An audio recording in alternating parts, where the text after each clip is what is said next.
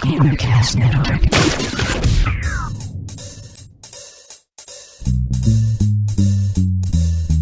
Hey. All right. It's a video game show. It's a video game show. It's not a game show about videos. It's a video game show. Welcome to the GamerCast Network Video Game Show, episode number 76 for Sunday, February 10th, 2008. I'm Chad. This week for the roll call, when I say your name, tell me the first memorable computer or console role-playing game that you played. Do text adventures count? Define role-playing game. Well, we can get into a philosophical discussion about what a role-playing game is later, but for right now, let's just go with this and say, joining us this evening is Bob. First one I remember was in 1984. It was a game called Below the Root, based on some books that were called Below the Root. And there's a little guy, and you walked around, and it's just like a little story RPG thing. So here it is in all its awesome four-color greatness. That is awful. Isn't it great? 4 colors, baby. 4. That's all you need. 4 colors, and they decided one of them should be pink. For the houses. Everybody lived in giant trees. You had a little cape thing, and you could like jump from one branch and glide to another, and then like you had little magic powers that you could like. So you were a Munchie-Chi. Pretty much a Munchie-Chi, yeah. Were you like, also soft and cuddly? I don't believe so, but my memory's kind of hazy. Also joining us this evening is Keith. That would have to be for the Atari Adventure, where you would. That's hardly a role-playing game. Like I mortally wounded you. All right, then, if I have to pick a Dude, you different were a one. block with an arrow that stabbed dragons. I was role-playing as a square block, and my 2 pixels went out and stabbed the dragon. But if not that one, then I'd honestly have to say, like, the first big adventure role-playing game would have to be Pools of Radiance for the Amiga. Also joining us is Ivan. Did you get my picture? Sweet. Oh, a slime draws near. Command! I haven't even opened the picture yet, but I already know that's Dragon Warrior. Dost thou love me? But thou must. Dost thou love me? But thou must. If you say no, you don't love her, she just says, but thou must, and asks you again until you say yes. I mean, I remember playing other stuff, but this was like the first game 20-plus hour role-playing game extravaganza that I remember playing. And I remember the second I finished this, I went right into the first Final Fantasy. And also joining us this evening is Phil. Mudding back in college. Oh, God. How many hours I wasted? I probably wasted more hours mudding than I did crap. Going to school? Yeah. And also joining us this evening is Tom. I'm going to say Rogue, which is like NetHacks. It's all an ASCII-based dungeon. It's like you were the @ sign, and you would have to fight the pound sign. Let me round out the whole roll call here with mine, which is a game from 1980 called Dungeons of Daggerath for the Tandy 1000. It was actually a first-person game. Really? Yeah. They rendered it in 3D perspective, and you could walk around and... All right! I dare ye enter the Dungeons of Daggerath. This week on the GamerCast Network. The Gamertag radio staff are podcasting live from the Walkathon charity event, Walk Now for Autism in Miami, Florida. Don't miss their interview with the studio director at Autonomous Productions about Butterfly Gardens for the Xbox Live Arcade. This week on Sarcastic Gamer, Call of Duty 4 and Halo 3 fight to the pain, and Doc discusses his Rock Band guitar issues. Is Capcom off their rockers by telling customers to quit whining about a 20-minute game install? Find out what Uncle Gamer Radio thinks on this week's show. On Achievement Junkie, check in with Nelson and Natalie as they help you take your gamer score to the next level. Go to Podtacular for all the news from the unofficial Halo universe. Discover the website that brings you all these great episodes and headlines at GamerCastNetwork.com.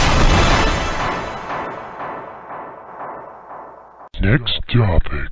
Okay, so now what is a role-playing game really? Is it just the Final Fantasy kind of games, or is it everything? Because our answers here varied from Final Fantasy to mine, which is a first-person adventure kind of game. I think the elitist version is the Final Fantasy type of game, but I think technically any game could be a role-playing game if you put yourself into that role. Because I was thinking all the old Sierra games and stuff too. Any game where it's just like a story and you're a character, you're technically playing a role. Yeah, well, technically Gears of War is a role-playing game. mean, you are playing the part of Marcus Phoenix. You have to have attributes. Something that designates your strength, something that designates your intelligence. You have to have items and equipment that affect these attributes. You're really thinking of a fantasy role-playing game. You know, because you could do that in any kind of setting. You could do that in outer space or cyberpunk. I guess Mass Effect is proof of that. Well, I guess, will the game translate back to its paper and pen version? So you're saying Pool of Radiance and Wizardry would be role-playing games, but Zelda would not. Zelda, in your book, would be classified as an action game. Yes. I think that's a good definition. For once, I actually agree with Tom. I think if it retranslates into something that you could put on paper with the stat rolling, even in like World of Warcraft, you're still technically kind of rolling for damage and whether you hit or not. I never really considered Legend of Zelda a role-playing game. When I think of role-playing, I think of the traditional Pools of Radiance or Wizardry or those kind of games are what I think of. But I still also classify Zelda in that as a role-playing game. I guess I really don't know if I do now. But Pools of Radiance, that was a fun series of games. Because that was like one of the first ones where you really had a choice of what you wanted to do and where you wanted to go and that kind of stuff. I guess that also factors into a role-playing game. Do you have decisions on how the game goes? Because you didn't have to do every quest. Anyway, Chad, so what's your definition of a role-playing game then? My definition of a role-playing game. See, I am of the idea that every game is a role-playing game if you're playing a character. You know, if you are playing a role. All right, so let's say that you were going to an actually decent video game store who arranged their games by genre, and you went to the RPG section. What would you expect to find there? See, now, my definition is for me. That's what it means to me. To the quote-unquote normal people in the world, because I'm not normal, theirs would be like Final Fantasy, Pool of Radiance, Oblivion. Those are role-playing games. Some would argue BioShock is a role-playing game in some way. I don't know if that falls under the Oblivion type of role-playing game. So if you were the video game librarian and you had to categorize video games, you would actually put BioShock under the RPG category. Remember, you're the video game librarian. People are counting on you. People are counting on you. Okay, so the general term role-playing game means things of the nature of Final Fantasy and Dragon Quest, if I was going to the widely accepted definition of role-playing game. I don't know if BioShock falls under that. I would put BioShock under a first-person adventure game with limited role-playing. I would agree with that. So we're going with the philosophy that a role-playing game would then be something that would be transferable to a pen and paper setting. Henceforth, role-play. It's like, what's pornographic? You know, you can't define it. You just know it when you see it. Next topic.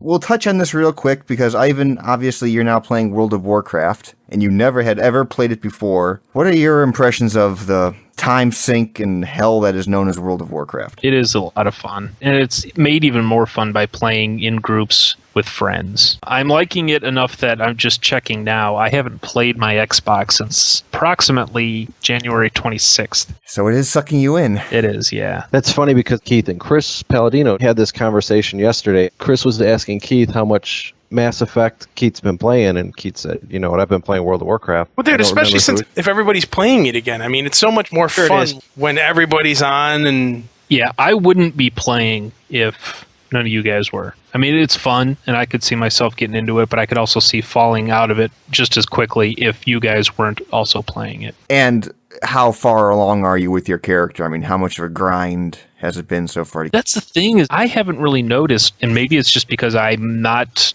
playing right. I haven't noticed just constantly grinding away at stuff. If you're getting groups all the time, you don't notice as much because you're getting most of your XP from quests. You know, you come to town, turn in 5 quests, gain a level. It's like, oh, I just leveled again. And so it seems like it's happening all the time. And you don't mind the pace of the game, just clicking on things. I've never really minded that because, at least with me, being a warlock type guy, I constantly have to be pushing buttons for casting spells, so it's not like I click on a bad guy and wait for him to die. The only thing I really mind grinding on is the walking. It is awful having to walk from one place to another, and the fact that you have to be level 40 before you can get something to ride. Just so you're aware, you do move faster, but it's not like... Yeah, it's not ridiculously. It's not like City of Heroes. I got my movement power. The game is now not annoying. annoying. You move like twice as fast. 60% faster, I think, is what you move when you get Really? around. That's it?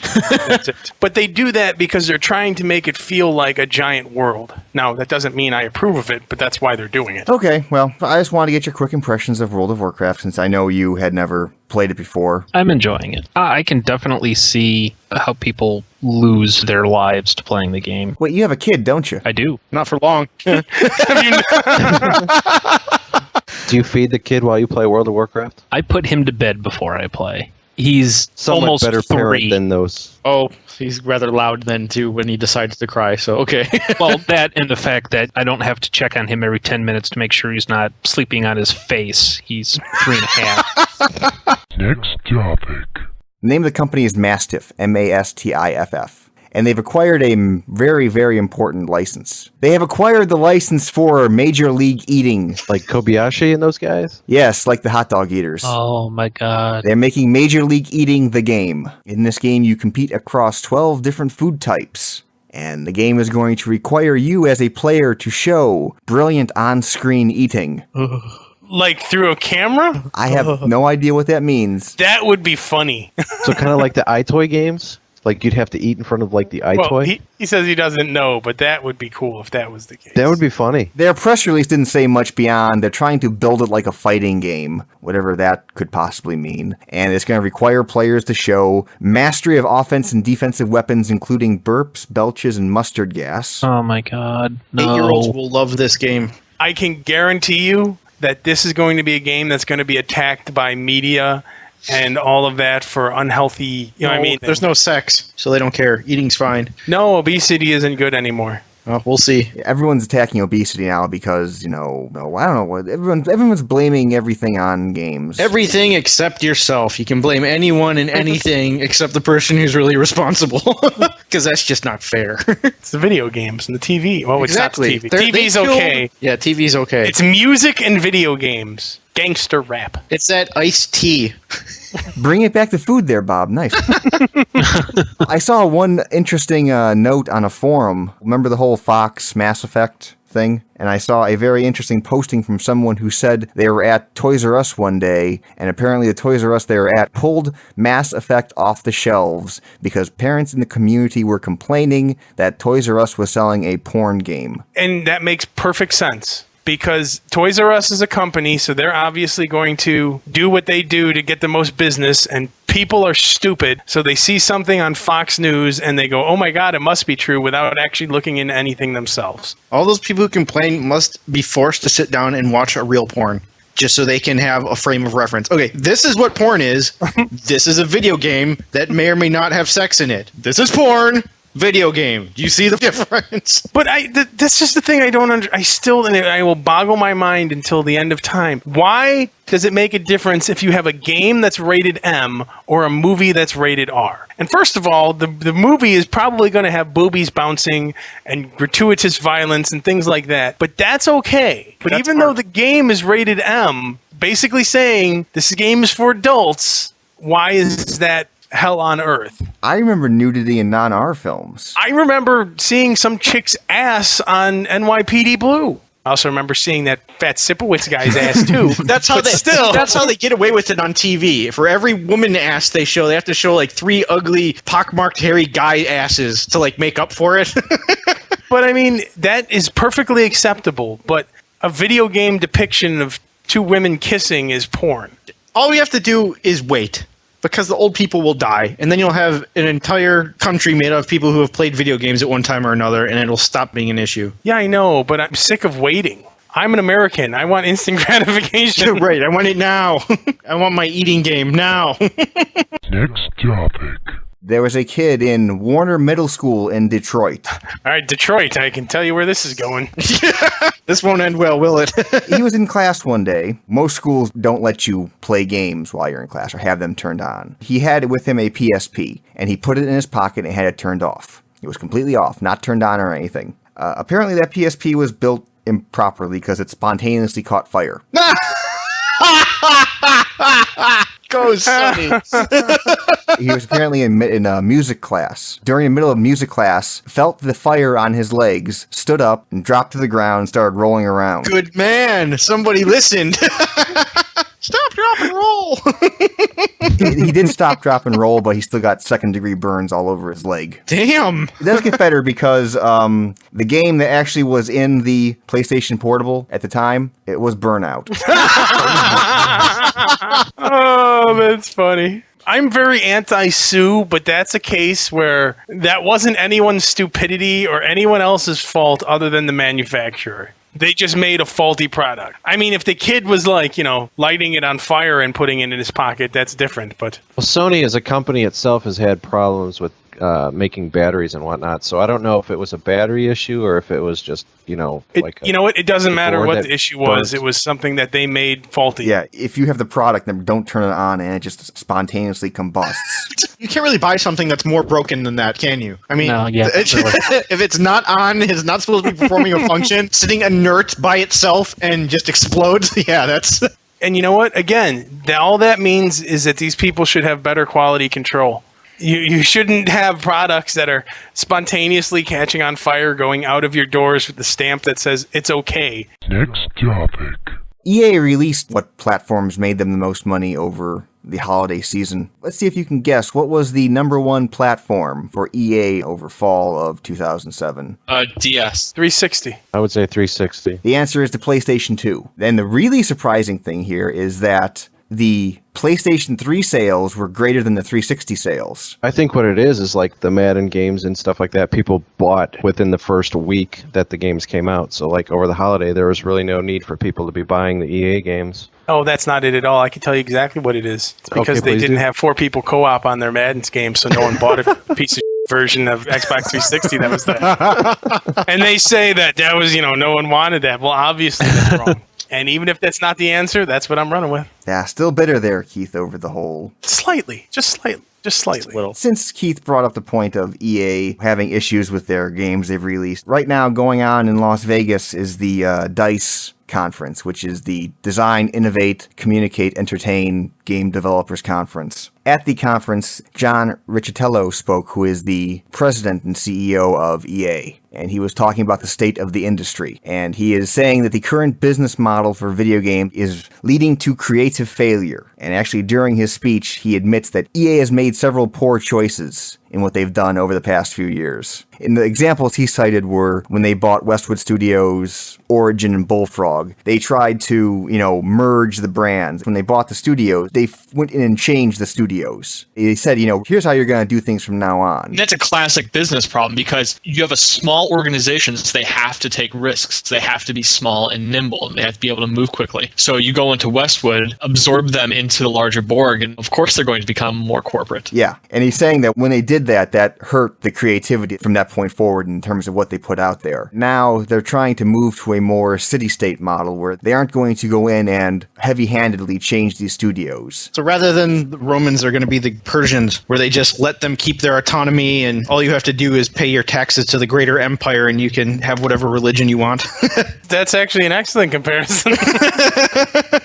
But you know what? It worked. Yeah, it worked for the Romans. Why wouldn't it work for them? It does make sense. I mean, they know how to run their little business. All they really need is for somebody to give them money so that they can continue what they're doing. Somebody to believe in them. Give them a little pat on the back and a check for $20 million. Just anybody at all.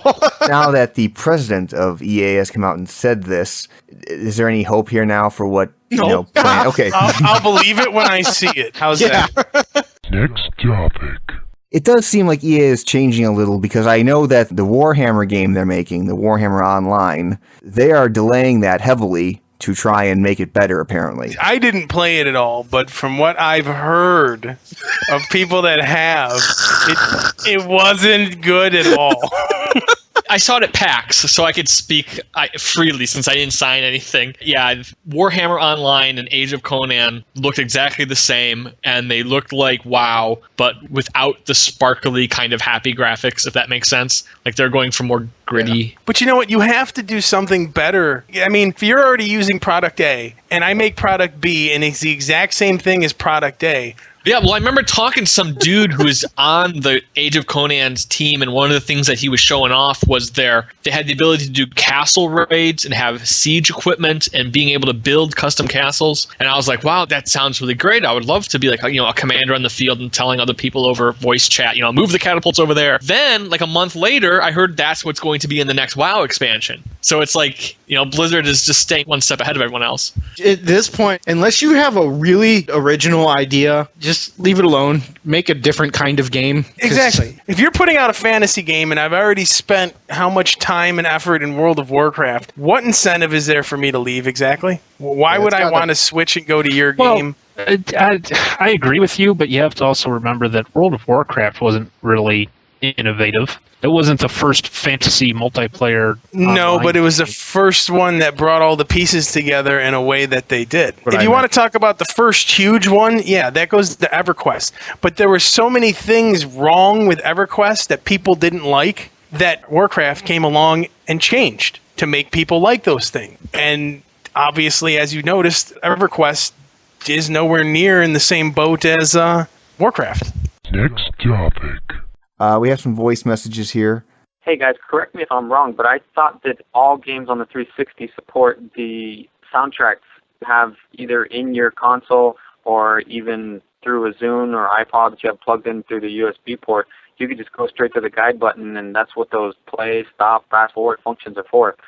I haven't seen a game that doesn't support it. The only thing that sucks is that it's not between menus or anything. It's just constant, and the volume's always the same. So you're always having to adjust it, and I never found much functionality that I liked in it, but it was there for every game, as opposed to the original Xbox where you did have to put them into each CD into your console, and the console didn't support any burned CDs or anything. I've never noticed. I never noticed that either.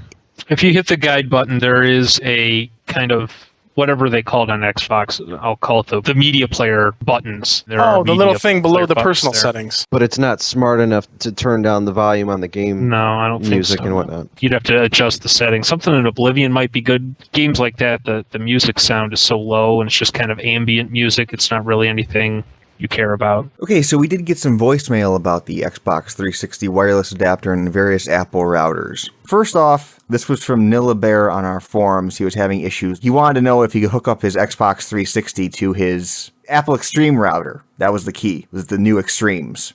Now, most of the voicemail we got talked about older routers or using the Extreme without wireless security, which wouldn't have worked for Nillabear.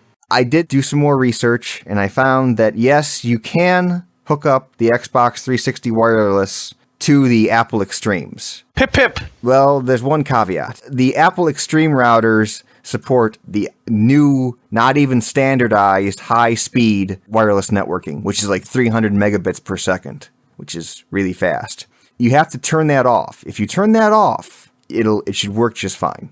You should be able to hook up your Xbox 360 to the Apple Extreme. There's a link to the site with details I'll put in the show notes because you have to do a couple other things. But you can maintain your wireless security and hook up to the Apple Extreme router. So there you go, Nillabear. You can actually do it now. We're helping. Next topic.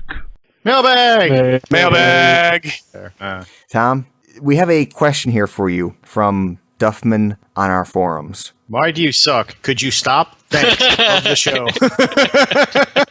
Here is his question. I've got another question for our PC monger Tom. I remember a while back that he said that the only casual gamers are on the PC because that's a cost they are incurring without a choice. They originally got it to use at work or for school. And that there is no such thing as a console casual gamer because that's an additional cost that they are incurring on themselves that they don't need to. Well, I was rather confused when Tom said that there is no such thing as a PC casual gamer for the exact same reason he used to say that there are PC casual gamers. So which is it? What Tom said is there are no PC... what the hell game were we talking about? Anyway, the point came down was the PC casual gamers are the ones that are playing all these Flash games and PopCap games at work. Yes. The game we were talking about was Battlefield Heroes, the new one. That free-to-play EA game.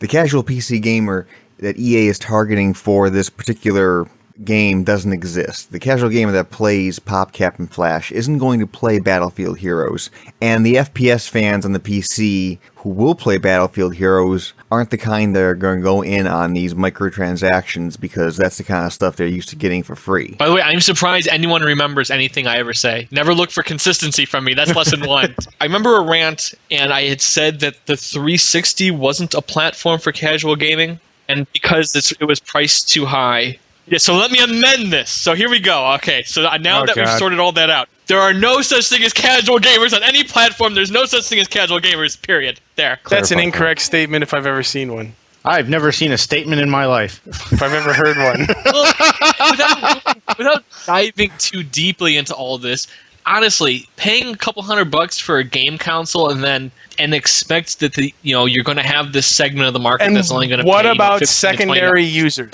I bought my Xbox 360. It's my Xbox 360. Sue plays the holy hell out of Ms. Pac-Man. That's a very good point. You're right. I that's the question.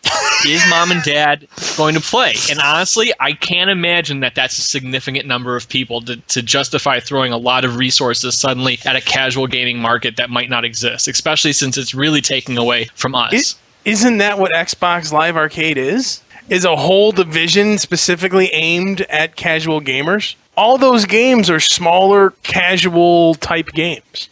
And let's face it, Xbox Live Arcade is pretty huge. You're right, and I won't disagree with that. I won't disagree with that. There is no casual gamers. Don't look for consistency. I'm not promising that. Xbox Live Arcade, like I said, I think is geared towards casual gamers. It's casual gaming because people who play games on the 360 can find it easily. If you put a 360 in the living room, mom on her own is never going to find out about Xbox Live Arcade. Never. It's a non-trivial matter. They need to have one of little Timmy sitting mom down. Look, I think, I've seen, I have this 360. We really need to have a talk. Well, what is it, sweetie? Sounds like you guys are kind of classifying casual gamers as more of like the arcade and pop type games, but shouldn't casual gamers really be defined as to how much they're actually playing? Wouldn't casual gaming be more of, okay, I'm only playing 15 minutes to a half hour a day? No. Come on, they're at work. They're sitting there playing their PopCap and Flash. They're not doing work. But what is a casual gamer then? They're a gamer who plays games that may be more accessible. For instance, I just bought a game for the PC called Sins of a Solar Empire. I couldn't hand this game to someone like my mother or my father and say, play this, because it requires lots of study. You can't just stop in and start playing the game. Not like Peggle. I can sit them down and say, there's Peggle, go play. Here is Peggle. You'll probably like this. It's shiny.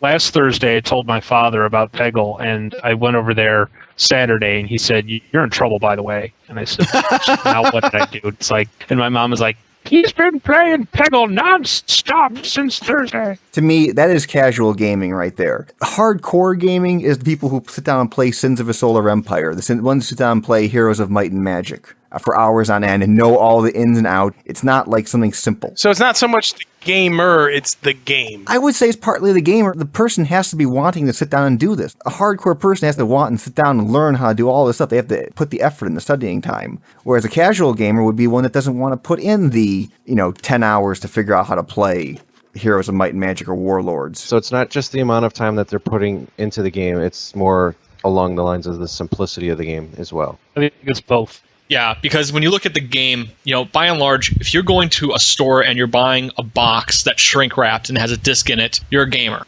Whereas casual games are being distributed in these kind of alternative type of ways. You're getting them through your browser, or you're downloading them a small, 10, 50 megabyte to your Xbox 360. Definitely the game matters, and the game definitely is part of defining what it is to be a casual gamer. What's the original question again, anyways?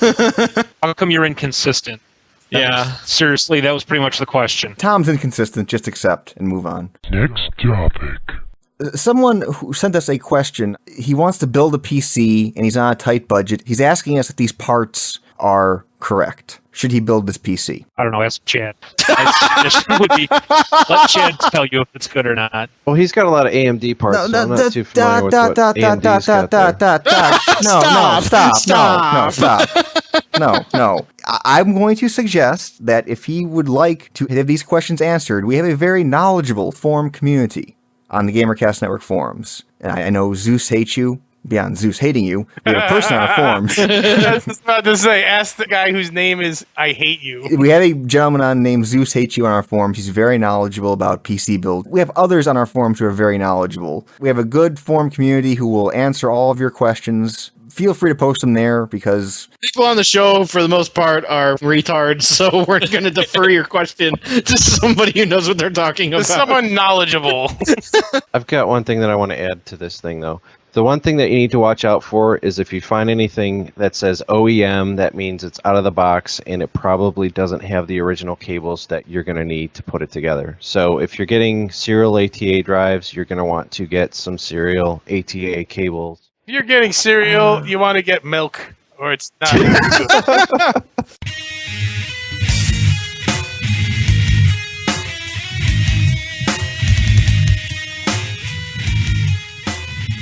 And that was Video Game Show episode number 76 for Sunday, February 10th, 2008. Any ham sandwiches or Shattered Dream pies? A ham sandwich to you, Chad, because you seem not happy today. I am not happy. He's on the show. We can't have ham sandwiches. That's the rule. I just have this vision of Keith trying to hand a ham sandwich to Chad, and Bob come running up and smacking it out of his hand. No! It's caca! No! I would just be standing there staring at the sandwich going, dude, this is a perfectly good sandwich. I'll give a ham sandwich to the guys that are sticking out World of Warcraft with us and joining my crappy guild. You know who you are. Quick reminder about our PC Gears of War and Viva Pinata contest. That's going to be ending this Sunday. Go check out the Video Game Show website at videogameshow.org for all the details. And as always, send your comments, questions, queries, or concerns to the mailbag at videogameshow.org. Skype us at Video Game Show, or call us at 320-300-GAME. That is a standard long-distance call, and all normal fees apply. And that's a wrap. Good night. And this week for the roll call, when I say your name, tell me your first. Pizza guy's here. Pizza guy. Oh, Christ. Our first what? No, we'll wait for the pizza guy now. Oh, the pizza guy was really there. I thought he was making some stupid joke. No, he is really there. He legitimately has a pizza guy at his door. I thought his first was the pizza guy. I was like, you. Oh, dude, that is kind of sick. Way to be selective. How about you? Hi, pizza guy. There's an extra big tip in this for you. Ugh. I just threw up a little. Thank you. How long does it take for the pizza guy? Apparently, the rumors about Tom being quick were grossly exaggerated. Sorry, I'm getting screwed somehow. So, Oh, you are getting screwed by the pizza guy, huh? All right, well, this is what you missed, Tom. Chad goes, okay, what was your first? And you scream, it's the pizza guy, and get up and leave. So I was like, his first was the pizza guy? And then you sit down and go, I'm getting screwed.